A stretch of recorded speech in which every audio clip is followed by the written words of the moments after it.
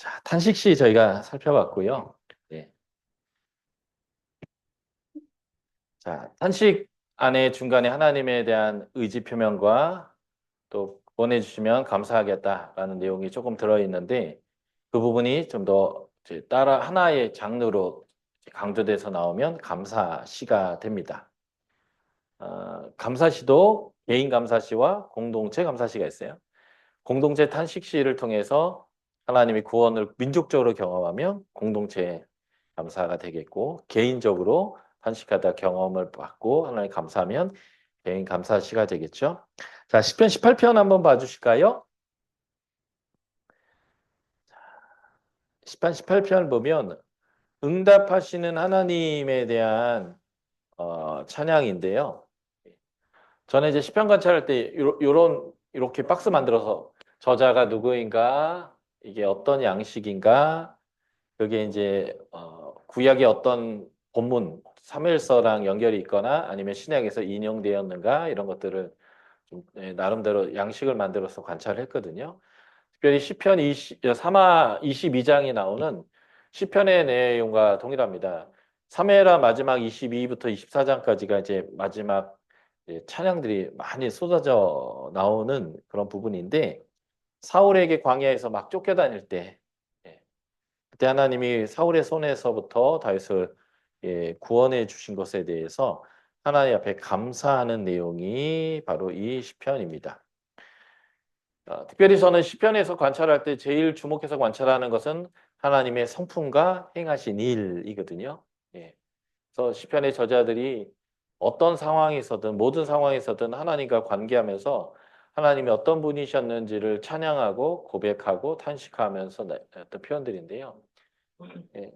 힘이 되신 여호와, 반석, 요새, 건지시는 자, 피할 바위, 방패, 구원의 뿔, 산성이신 찬성 받으실 여호와시죠. 예, 그래서 우리의 부르짖음을 들으시는 분이고 그의 그의 길, 그의 방식은 완전하고 하나님의 말씀은 흠이 없는 그래서 정련되어 있고 온전한 순수하고 그래서 그에게 피하는 자의 방패가 되어주시는 살아계신 하나님임을 이 다윗은 그의 광야 생활을 통해서 고백하는 거예요. 사람은 두 종류의 사람이 있을 거예요.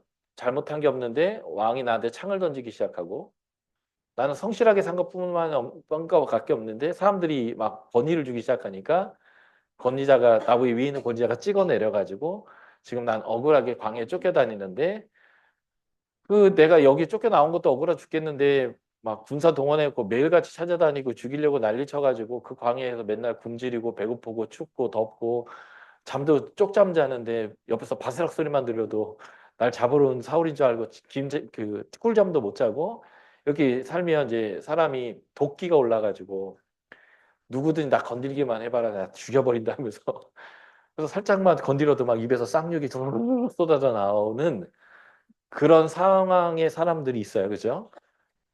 그게 이제 일반적일 수 있죠. 예. 사람이 독해지는 거고, 사람이 열이 받치니까 더 악해질 수 있는데, 다윗은 찬양을 하는데 그런 독함이나 악함이나 막 악랄함이나 막 이런 게 없이 막 감사를 하고 있거든요.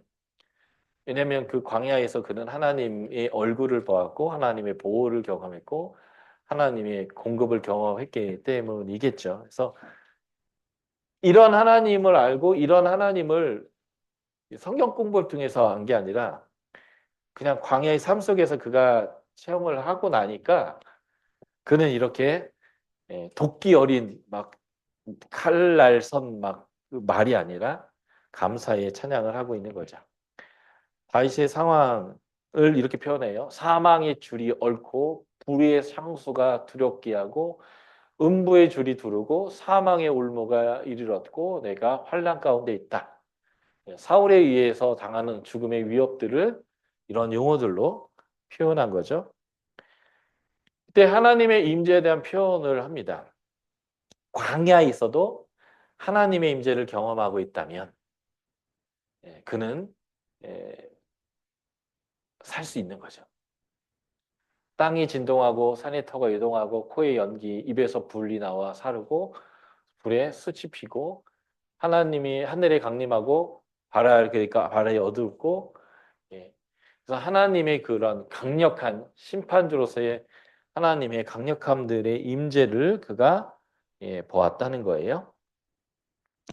그리고 하나님이 다윗에게 행하신 일들이죠. 위로부터 오셔서 많은 물, 강한 원수와 미워하는 자, 나보다 힘센 자에게서 건져내 주셨다. 여호와가 의지가 되어 주셨다. 넓은 곳을 인도하고 기뻐해 주셨다. 의를 따라 상을 주시고 손을 깨끗함을 쫓아 갚으셨다. 다윗은 사울을 죽일 수 있는 기회가 여러 번 있었지만 그의 옷자락만 딱 베고 그를 죽이지 않거나 그의 창이나 그의 물병만 가져오고 죽이지 않으면서 하나님의 기름 부어 세우신 종을 내 손으로 해야 하는 죄를 짓지 않는, 온전히 보복은 하나님 몫이고 원수 갚는 것은 하나님이 공의에 따라 행할 일이기 때문에 자기는 그 어떠한 원수도 갚지 않았던 그런 자기의 모습을 손을 깨끗이 했다. 이렇게 표현하는 거잖아요. 그게 그의 의였죠. 예. 어, 평범한 사람이었던 그의 부하들은 기회 있을 때 죽이자 하고 다윗은 그런 일을 행하지 않았다는 거예요. 예. 그래서 흠없고 건전한 완전한 자에게 주의 완전함을 주셨다. 레위기 표현 생각나죠? 내가 거룩하니 너희도 거룩하라 했던 것처럼 하나님의 말씀 앞에서 그가 반응한 거예요. 내가 열심히 잘 살아왔고 성실하게 살았는데 내가 그 결말이 광야라면 내가 선하게 살 이유가 뭐냐? 나도 이 광야의 깡패처럼 살자. 그래서 남의 거 부하들도 많은데 다 뺏어다 먹고 죽일 놈 다 죽이고 내가 광야의 무법자로 산들 누가 나를 원망하랴. 세상이 나를 이렇게 만들었는데 이렇게 하는 게 일반적인 사람이잖아요. 예. 그런데 다윗이 그러지 않았단 말이에요. 예. 그랬더니 하나님이 주의 완전함을 나타내셨고 깨끗한 자에게 주의 깨끗하심을 보여주셨다는 거예요. 참 놀라운 일이죠. 그리고 사악한 자에게 주의 거스르심을 보였고, 그러니까 이게 사악한 자가 사울이겠죠. 공고한 백성을 구원하시고 교만한 자는 낮추셨다. 등불을 밝혀 어둠을 밝히시고 하나님의 힘으로 띠띠우시고 완전케 하시고, 그래서 발을 사슴 같게 하시며 높은 곳에 세우시고 손을 가르쳐 싸우게 하시고 주의 구원의 방패를 주셨으며 주의 오른손을 붙들고 주의 온유함을 크게 하셨고 주의 능력으로 띠띠우셨고 내 원수로 등을 내게 향하게 하셨다. 그가 패해서 도망가게 하셨다는 뜻이겠죠. 그러니까 지금 하나님이 자기에게 행하신 일을 기록하는데 이렇게 20가지를 기록해요. 그러니까 이게 이제 다윗이 도끼 찬 악인이 아니고 이렇게 감사의 시를 보일 수 있었던 이유죠. 하나님이 그를 만나 주신 거예요. 하나님이 그를 보호하셨고 책임지셨고 그를 높여주셨고 악한 자를 낮춰주시는 하나님의 공의를 보여주는 거죠. 이게 다윗이 하나님을 통해서 경험했던 사건들이고요. 다윗이 감사하는 이유입니다. 다윗이 하나님이 다윗을 기뻐하고 구원해 주셨던 이유들은 이런 거죠. 그의 손이 깨끗한 거, 도를 지키고 악하게 내 하나님을 떠나지 않은 것, 모든 규례 앞에 있고 주의 율례를 떠나지 않은 것, 그 앞에서 완전하여 나의 죄악에서 스스로 자신을 지킨 것. 예. 결국 내가 어디에 있든 하나님의 은혜를 경험하고 행복하게 살 수 있는 삶이 뭐냐 했더니 바로 하나님 말씀 앞에서 살아가는 삶이라면 광야에서도 살 수 있는 거죠. 예. 그래서 하나님의 행하심의 결과, 즉 하나님과 함께하는 사람의 특징은 이런 겁니다. 제가 굉장히 좋아하는 시적 표현이 29절에 나오는데 주를 의뢰하여 적군에 달리고 하나님을 의지하여 벽을 넘습니다.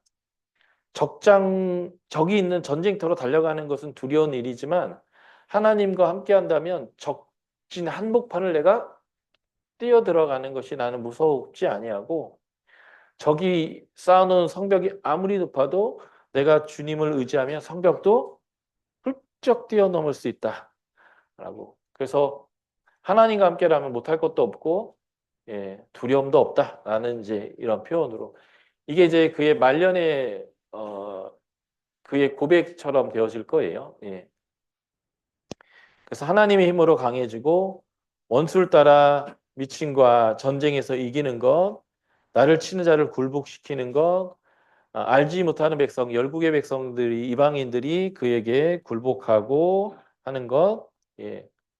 그의 큰 구원과 인자심이 영원토록 있게 되는 것, 예. 그래서 하나님이 약속하신 다윗 언약, 나단 언약, 사무엘 7장에 나오는 그 언약에 따라 하나님이 다윗의 왕조를 영원히 공고케 해 주시는 것, 이런 것들이 그의 이제 결과물인 거죠. 그래서 다윗은 광야에서 다른 사람 같았으면 성격 이상자 되고 미친놈 되고 폭군 되고 이제 완전히 이제 정신줄 놓고 살고 싶은 대로 짐승처럼 예, 어, 육체적인 어떤 먹을 거나 성욕이나 어떤 명예욕이나 그냥 일차적인 삶을 살아갈 수밖에 없는 환경에 내몰렸던 그 다윗이 하나님의 고귀한 백성의 언약 백성으로서의 삶을 살아내게 되었던 거죠. 그래서 이런 감사가 주어지는 건데 하나님과의 씨름을 잘한 거예요. 소위 말해서 탄식시적인 삶을 잘 통과하니 어느 순간 그는 감사의 시와 심지어 신뢰의 시까지도 하나님께 이제 고백하게 되었다는 거죠. 그래서 신학 그 시편의 신학 제일 중요한 거예요. 하나님의 얼굴을 구하고 하나님의 얼굴 앞에서 모든 문제를 해결하려고 하는 하나님과의 친밀함이 결국 그의 이러한 이제 고백과 찬양들이 가능하게 되었다라는 거죠. 신뢰의 시는 개인 탄식시에서 신뢰의 확신이 두드러지게 따로 떨어져서 만들어진 시인 거고요. 예.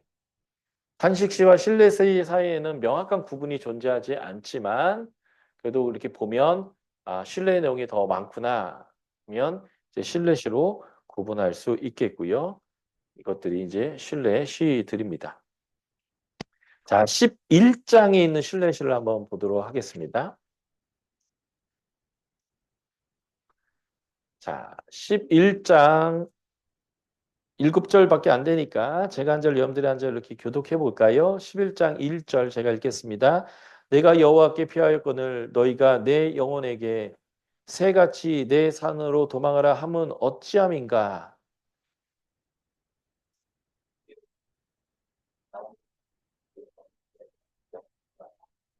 허가 무너지면 의인이 무엇을 하랴?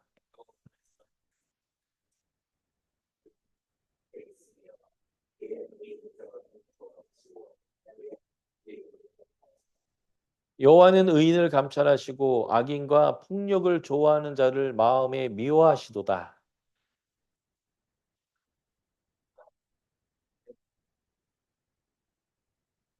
같이 읽겠습니다. 여호와는 의로우사 의로운 일을 좋아하시나 정직한 자는 그의 얼굴을 배우리이다. 아멘. 그가 이제 많은 그 고통의 시간들, 대적의 위협들을 경험하다가 이제는 하나님이 어떤 분인지 명확하게 알았어요. 그래서 악인은 반드시 심판될 것이고 의인은 하나님이 구원을 볼 거라는 걸 알았던 거죠. 그래서 여호와는 의로우시다. 그래서 정직한 자는 그의 얼굴을 볼 것이다. 그의 얼굴을 본다는 게 뭐예요? 그가 책임지실 것이다. 그가 구원할 것이다. 그가 모든 것에 보증이 되실 것이다. 이제 여호와는 의로우시니. 그래서 의인과 악인의 모습 안에 지금 당장 악인이 잘 되는 것 같지만 악인이 승리하는 것 같지만 결탄코 그렇지 않다라는 하나님의 통치에 대한 명확한 신뢰를 이제 표현하는 시겠죠. 그래서 하나님은 성전 하늘 보좌에 계시고 안목이 인생의 모든 것을 다 보고 계신 거예요. 외면하고 있지 않고 다 알고 계시고 의인을 감찰하시고 악인, 강포를 좋아하는 자들을 마음에서 미워하시고 의로우심에 따라서 의로운 일을 행하시는 하나님이라는 명확한 신뢰가 그에게 있어요. 이걸 기반으로 이제 그가 찬양하는 거죠. 그래서 의인과 악인이 명확하게 갈라집니다. 의인은 정직한 자고요. 악인은 마음이 바른 자를 공격하는 사람이에요. 의인은 하나님이 다 보시고 여호와 얼굴이 그에게 향하여진다면 악인들은 하나님이 미워하시고 그물을 던지고 불과 유황으로 저들을 태우고 바람 저희의 자녀의 소득이 될 거예요. 그러니까 소득이 없다는 거예요. 바람은 잡을 수 없잖아요. 네, 그에게는 남는 게 아무도 없을 것이다라고 하는 거죠. 예. 여기서 중요한 단어가 바로 주의 얼굴입니다. 7절에 나오는 정직한 자는 그의 얼굴을 볼 것이다. 마태복음 5장 8복에 나오죠. 5장 8절 마음이 청결한 자는 하나님을 볼 것이다. 하나님 보면 끝나는 거예요. 예. 주님이 우리를 알고 계시면 우리의 모든 문제는 끝나는 거예요. 예. 그래서 질문에 대한 대답하죠. 터가 무너지면 의인이 무엇을 하랴? 예. 우리가 주의 얼굴을 볼 것이다. 지금 내 기반이 무너지고 대적들이 나를 흔들어서 내가 지금 벼랑 끝에 섰다 할지라도 그는 하나님을 신뢰하기 때문에 이렇게 표현하죠. 나는 주의 얼굴을 볼 것이다. 환경의 지배를 받지 않는 거예요. 상황의 지배를 받지 않고 나는 주의 얼굴을 볼 것이다. 왜냐하면 나는 주 앞에 주님의 뜻 앞에 섰기 때문에 나는 이것을 명확하게 신뢰한다. 또 다른 시가 시편 23편이죠. 이건 설명이 필요 없을 정도로 예, 아주 명확한 예, 지금의 여호와가 목자가 됐을 때 공급과 회복이 이루어질 거고 인도와 보호가 있을 것이고 여호와의 집에 영원히 거하는 안식이 있을 것이다라고 하는 명확한 신뢰를 그가 표현해 주고 있는 거죠. 예. 이런 것들이 신뢰의 시이고요. 그러니까 이제 우리의 삶 안에는 탄식 시가 없을 수는 없으나 그럼에도 불구하고 감사와 신뢰의 시가 넘쳤으면 좋겠어요. 왜냐하면 우리는 여호와를 알거든요. 그분이 우리를 외면치 않는다는 걸 알아요. 그분은 우리를 지금도 보고 계시고 우리 사정을 알고 계시고 우리 신음에도 응답하시고 우리가 말하기 전에 하나님은 벌써 시행하고 계시기 때문에 그래서 우리가 하나님 앞에 계속 감사하고 예, 지금 내 터가 무너진 것 같았던 상황에서 나는 주의 얼굴을 볼 것입니다. 라고 명확하게 그렇게 고백하는 그런 시를 우리 노래가 있기를. 그래서 이제 SBS에서는 숙제를 낼 때 가끔 그런 거네요. 개인적인 탄식시 쓰십시오. 그리고 개인적인 감사시 쓰십시오. 예. 그걸 통해서 이제 어, 여기 나온 것처럼 지금은 언제까지 왜 나한테 숨어서 지금 어디 계신 거냐고 지금 말이야. 하지만 하나님이 지금 나와 함께 계실 것을 신뢰하고 그리고 하나님이 나와 함께 하신 것을 증명해 준다면 내가 이렇게 하겠습니다 하고 쓰는 과정 안에서 내가 알고 있었던 하나님, 내 인생에 역사하셨던 하나님, 그 하나님들이 이제 내 시 안에서 실제화되기 시작하면서 굉장히 은혜가 많이 되거든요. 예. 그리고 차라리 그걸 넘어서서 나는 하나님 얼굴을 볼 거라는 신뢰시를 내가 사망의 음침한 골짜기에 내가 놓여 있지만 나는 알고 있다고. 이 문제는 스쳐 지나갈 거라고. 언제 그런 일이 있었냐 싶을 정도로 사라질 것이고 내가 주님 안에서 누릴 그 영광과 안식이 뭔지를 신뢰하면서 고백하는 시를 쓴다면 그것 또한 굉장히 큰 은혜가 될 거예요. 그죠? 그러니까 아까도 말씀드렸지만 모든 계시는 위에서 아래로 내려오는데 이 시편은 아래로부터 반응으로 올라가는데 하나님의 말씀으로 인정된 그 말씀이거든요.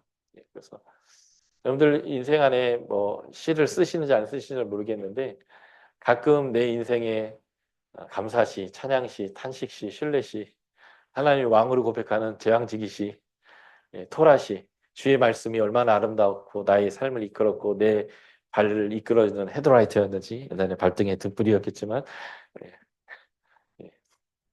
이제 이런 예, 고백들이 있으면 좋겠어요. 자, 왕조 시편입니다. 로열 쌈이고요. 예. 왕조 시편은 왕의 생애와 관련된 사건들을 위한 시입니다. 예. 왕조 시대 때 만들어졌을 것이고요. 주전 586년 7년 예루살렘 멸망 이후 그것들은 미래에 도래할 이상적인 왕에 대한 묘사로서 그 주인공성을 이제 갖게 되죠. 그래서 실제로는 다윗 왕가의 노래, 왕가의 삶을 노래한 내용이겠지만 나중에 이것은 다윗의 후손으로 오실 메시아에 대한 찬양으로 이렇게 받게 되고요. 왕과 관련된 내용들이 이제 2장부터 쭉 있어요. 그래서 전쟁에서 승리하는 것, 왕의 결혼식, 대관식, 승리를 위한 기도 이런 것들이 이제 왕과 관련된 로열 싸움이 되겠고요. 자, 시편 2편이 이 대표적인 메시아닉 싸움, 메시아시라고 했죠. 표제가 없어요. 그래서 누가 졌는지 잘 모릅니다. 시편 전체의 표제적 역할을 하고 있는 시이고요. 예. 어, 분봉 왕들이 다윗에게 굴복당했던 여러 왕들이 반란의 기미를 보일 때 왕의 대관식을 의도하여서 쓰여진 시가 원래적인 시였을 텐데 이게 이제 예수님의 종말론적인 심판조로서의 시로 바뀌는 거죠. 그래서 7절 너는 내 아들이라라고 하는 그 표현이 예수님에 대해서 표현되어졌다라고 이제 해석되어지고요. 예. 세상이 사도행전 4장 25에서 26절 베드로의 설교에 보면 세상이 하나님께 대적하는 머리 쳐들고 까부는 내용들을 설명할 때도 베드로가 1장 2절 2장 1절 2절 어쩌여 이방 나라들이 분노하며 민족들이 헛된 일을 꾸미는가 세상의 군환들이 나서며 관원들이 서로 꾀하여 여호와와 그의 기름 부은 자 예수님이죠를 대적한다라는 내용으로 예수님을 막그 어, 로마의 그 관리가 죽이고 그리고 기독교인들을 이제 세상이 막 박해하는 이것을 빗대면서 오히려 그들이 이제 하나님의 심판이 될 것이다 이렇게 인용할 때 이 구절들이 인용되어지죠. 하나님의 성품이 여호와를 의지하는 경외하는 자에게는 복을 주시고 하나님은 그렇지 않은 세상은 심판할 것이다라고 하면서 하나님의 성품이 드러나고 있습니다. 본문 관찰해 보시면 상황이 열방, 민족, 세상의 군왕, 관원, 하나님을 모르는 자들이 하나님께 대적하고 헛된 것들을 계획하고 서로 꾀하여서 하나님의 기름 부은 자를 대적하는 이런 상황인 거예요. 그러니까 다윗 왕조에 대적하는 수많은 이제 나라와 왕들에 대한 이야기겠죠. 예. 그때 하늘에 계신 자 하나님의 반응입니다.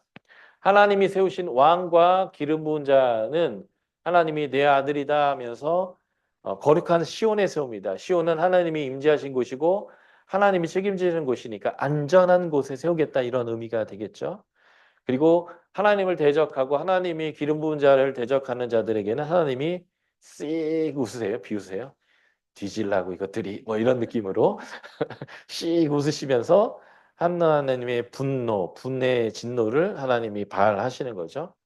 그리고 기름 부은 자에게는 열방을 유업으로 주시고 소유가 땅끝까지 이를 것이고 여호와를 경외하는 그에게 복을 주겠지만 이러한 세상을 대적하는 자들은 쇠지팡이로 철지팡으로 질그릇 부시듯이 다 부시고 하나님이 그들을 멸망하겠다는 거예요. 그러니까 교훈 명령하죠. 여호와를 경외함으로 섬기고 떨며 즐거워할지다. 여호와를 경외하고 섬기면 복이겠지만 여호와 대적하면 박살난다. 이것이 하나님의 공이다 이렇게 얘기하는 거예요. 그래서 이 시편 2편은 1편과 함께 시편 전체의 표제 서론의 역할을 하고 결국 시편은 지혜의 시이며 하나님을 경외하는 자들 그래서 하나님의 복 있는 사람들의 예배이고 하나님과의 탄식과 기도이고 하나님에 대한 감사의 표현이고 신뢰의 표현이 그런 찬양이다라는 것들이 이 두 개의 표제를 통해서 우리가 볼 수 있는 거죠.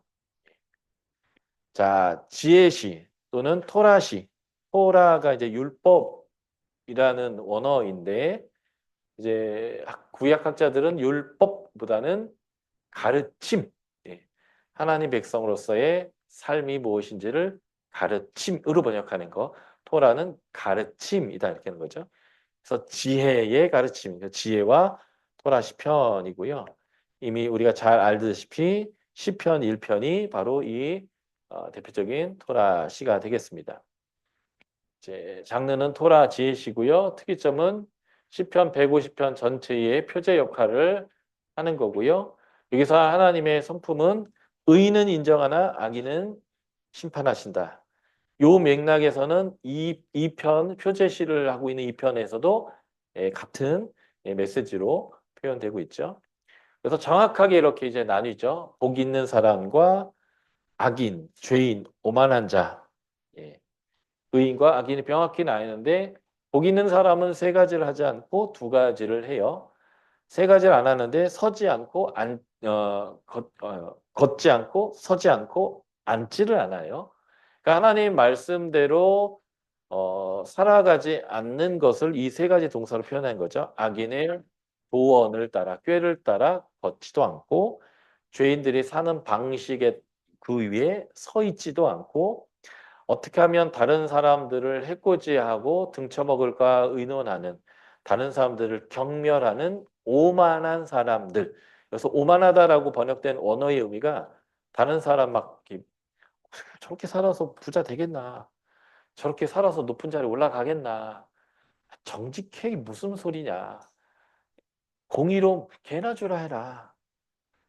거짓말도 할 줄 알아야 되고 음모술수도 쓸 줄 알아야 하고 때로는 위에서 시키면 나쁜 짓도 좀 알아서 좀 할 줄 알고 그래야지 이렇게 하면서 하나님 말씀대로 사는 사람을 경멸하고 무시하는 거 이게 이제 오만한 거거든요. 그 오만한 자들이 모여서 의논하는 자리에 앉지도 않는 가고 서고 앉고를 악인들과 함께하지 않는 이 세 가지를 하지 않는 사람이고 복 있는 사람은 두 가지를 해요. 하나님 말씀을 즐거워해요.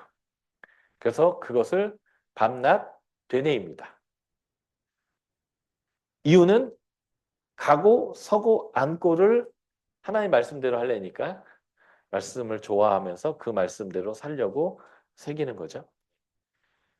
그래서 악인들은 자신 나름대로의 꾀와 그들의 사는 방식과 다른 사람을 조롱하는 경멸하는 오만함으로 살아가는 사람들이라서 완전한 대조를 이루는 거죠. 기준이 뭘까요?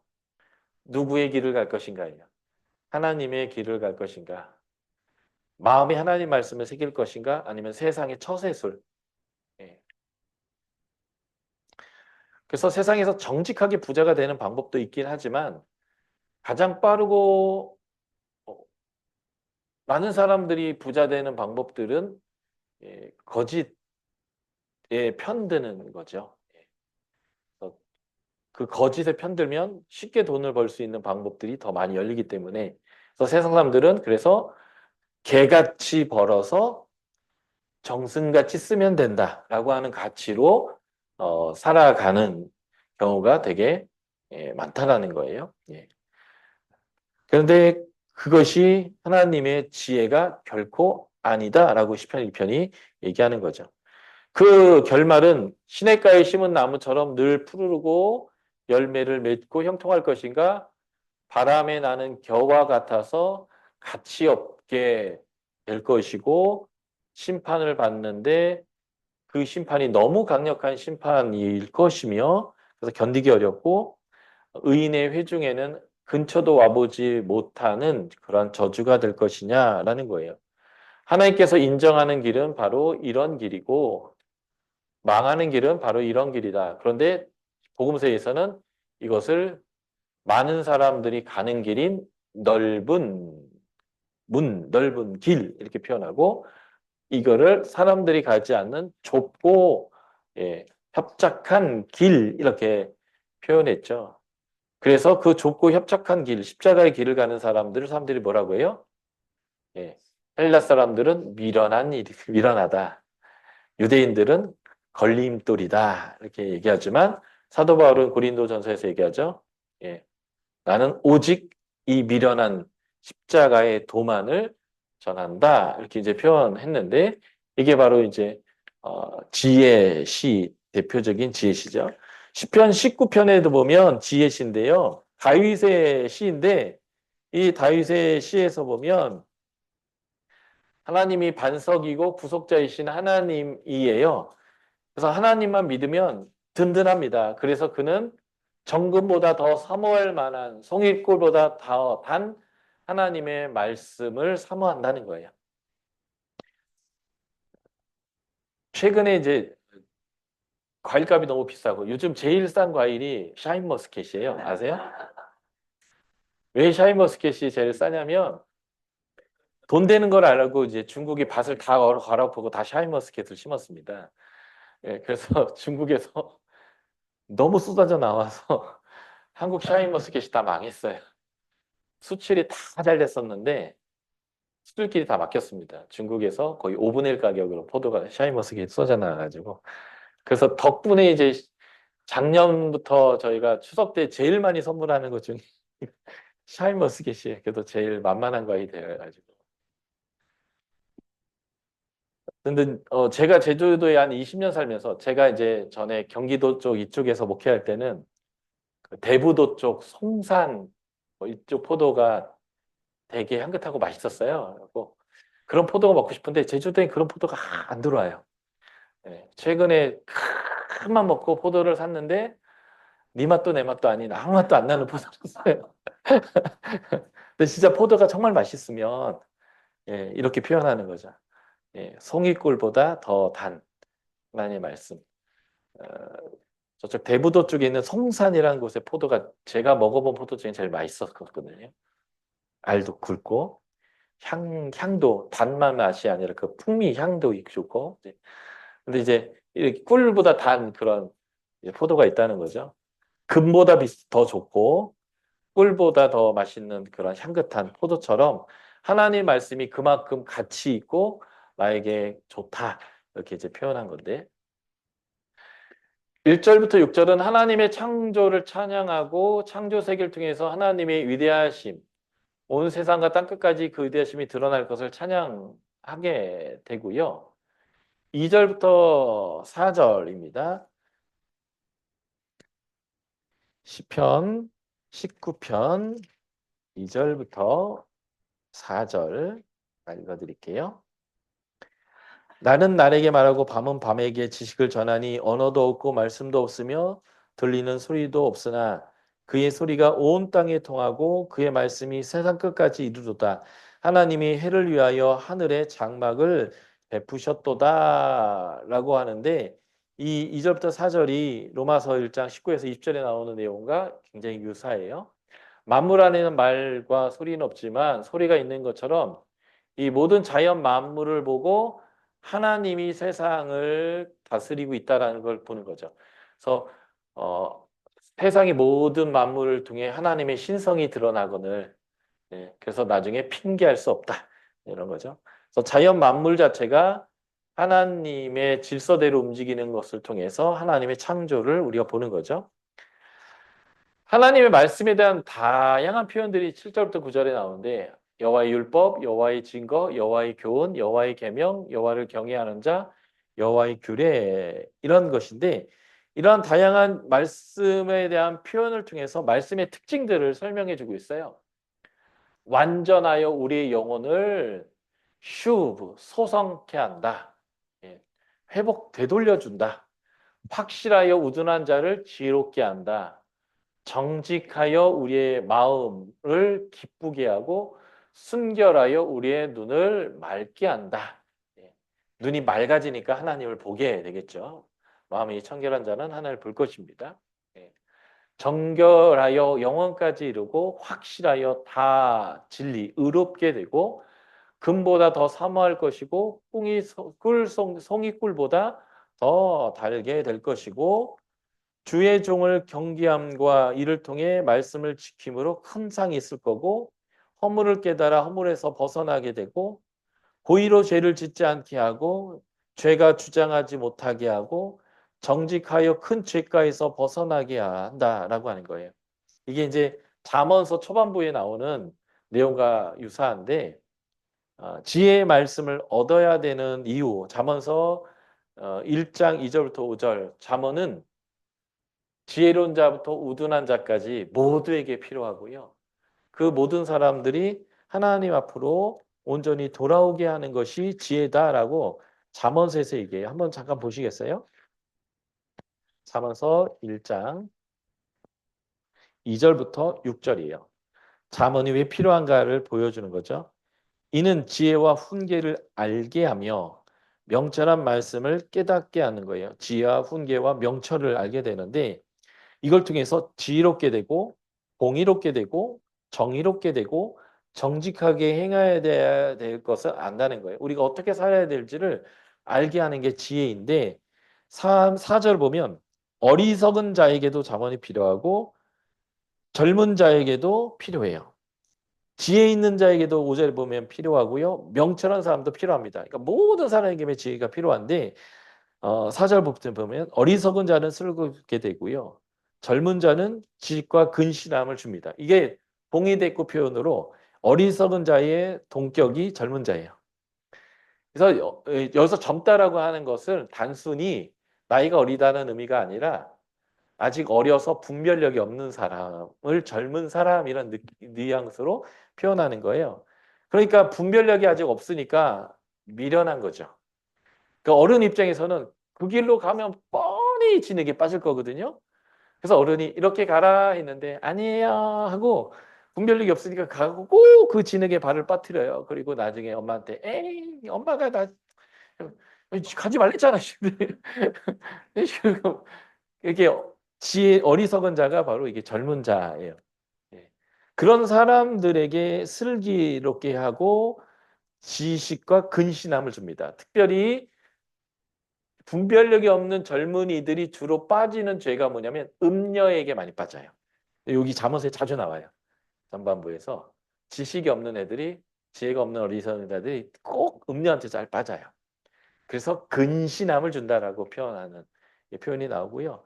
그래서 이렇고 어리석고 젊은 자에게도만 필요한 게 아니라 5절 보면 지혜 있는 자에게는 듣고 학식이 더하고 명철한 자에게는 지략을 더 얻게 합니다. 그래서 지혜 있고 명철한 자도 하나님의 지식은 반드시 필요한 거예요.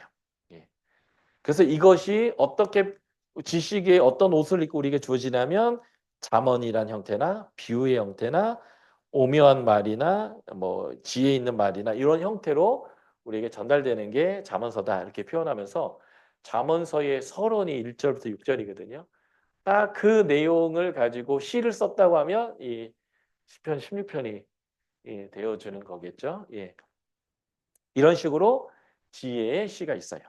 그래서 나중에 여러분들이 이제 SBS 다 마치고 또 하나님 앞에서 하나님 말씀대로 살아가면서 여러분들이 또 하나의 시를 쓰겠죠. 하나님의 지혜를 갖고 살았더니 이렇게 좋더라. 그래서 토라시 하나 또 젊은이여 이것을 들으라 했는데 아무도 안 듣겠죠. 젊은이들이. 그렇지만 들을 귀 있는 자는 들을 거예요. 그래서 이렇게 이제 젊은 때부터 말씀을 배우고 부모가 돼서 자녀를 키울 때 아이에게 고통의 상황에서 어떻게 하나님께 반응하는지 부모가 반응하는 걸 통해서 아이에게 가르쳐주고 하나님의 지혜로운 말씀에 따라 젊을 때부터 근신할 줄 알고 분별력이 있는 삶을 살 수 있는 것들을 제시해 줄 수 있다면 훨씬 더 좋겠죠. 예. 그래서 이 SBS에 젊은 놈들 좀 잡아오십시오. 여러분들도 말씀이 필요해요. 지혜롭고 명철한 사람에게도 하나님 말씀이 더해지는 것이기 때문에 여러분들에게도 이민 생을 많이 사신 여러분들에게도 여전히 말씀은 필요하지만 사실 훨씬 더 필요한 사람들이 누구냐면 이제 살아갈 날이 많고 탄식할 날이 많고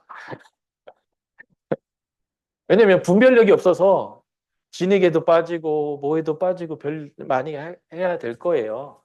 예, 여러분들은 그걸 거쳐왔고 예, 나도 옛날에 빠졌었어 이렇게 얘기할 수 있는 분들이지만 젊은 애들은 이제 안 빠져도 되는데 빠져야 되는 선택을 할 수 있는 아이들은 이렇게 이제 좀 여기에 그런 젊은 친구들도 많이 와서 말씀을 배우고 그래서 결혼하고 그래서 애를 낳고 그런 가정 안에서 아이들에게 시행착오를 좀 덜하게 하고 그래서 아가서처럼 가정 안에서 이미 많은 것들을 배워서 예, 이렇게 하나님 앞에서 아름다운 삶을 더 잘 누릴 수 있도록 우리 젊은이들을 많이 가르쳤으면 좋겠어요. 그러니까 여러분들이 이제 SBS를 했다라는 것은 이미 성경 교사가 되신 거거든요. 그래서 내 자녀를 포함해서 교회에서 우리 주일학교 교사를 하든 청년의 중고등부 교사를 하시든 그냥 때우듯이 예배만 드리지 않고 말씀 한 구절이라도 함께 같이 깊이 같이 묵상하고 하는 일들을 이제는 할 책임들이 여러분들에게 있다라고 저는 생각해요. 하나님이 그 수많은 대전 사람들 중에 대전에 있는 기독교인 중에 성경 66권을 배울 수 있는 이 특별한 학교에 여기에 와서 앉아 있는 것만으로도 허리 부러질 것 같은 고난의 시간이고 숙제도 많고 이 시간들을 통과하게 한 것이 그냥 우연히 그렇게 하신 일이라기보다는 하나님 분명 부르심이 있다고 생각해요. 그리고 최근에 대전 센터 간사님들이 키르키즈도 다녀오시면서 또 선교지에서 하나님이 하시는 일들도 보고 오셨을 거예요. 거기서 일어나는 일들을 보시면서 또 우리 대전의 말씀센터는 또 어떤 사역들을 하나님 분명히 주시는 것인데 주시고 이미 했고 하실 일들이 있는데 어떻게 해야 할지 보셨을 거고 그래서 우리는 말씀을 맡은 자예요. 어쨌든 하나님이 여기 우연히 갖다 놓은 것이 아니라 하나님이 계획 안에서 여러분들 여기 놓으셨다면 여러분들이 쓰임이 있다라는 거예요. 그게 어딘지는 하나님하고 물어보세요. 제가 잘 몰라요.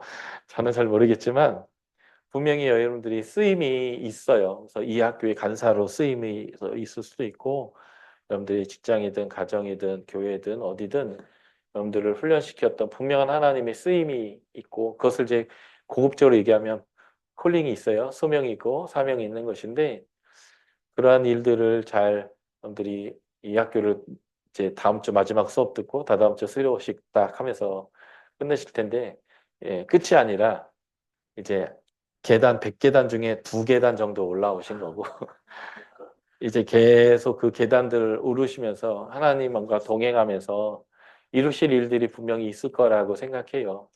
그리고 구약의 마지막에 지혜에 대해서 우리 신앙을 고백하고 하나님을 경험한 것을 찬양하는 시편에 대해서 예, 특히 이제 전도서는 다음에 배우신 거죠. 아직 안 배웠죠.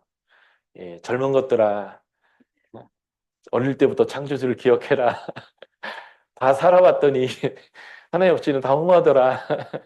그런 지혜를 가진 여러분들이 그렇게 하나님의 쓰임이 무엇인지 나의 소용, 쓰임은 뭔지 하나님께 좀 발견하시고 그렇게 하나님의 부르심 앞에 한 걸음 한 걸음 이렇게 나아가는 그런 일들이 여러분들 안에 있기를 좀 바라는 마음이 있습니다. 같이 우리가 적용하며 기도할까요? 지금 제가 말씀드린 것처럼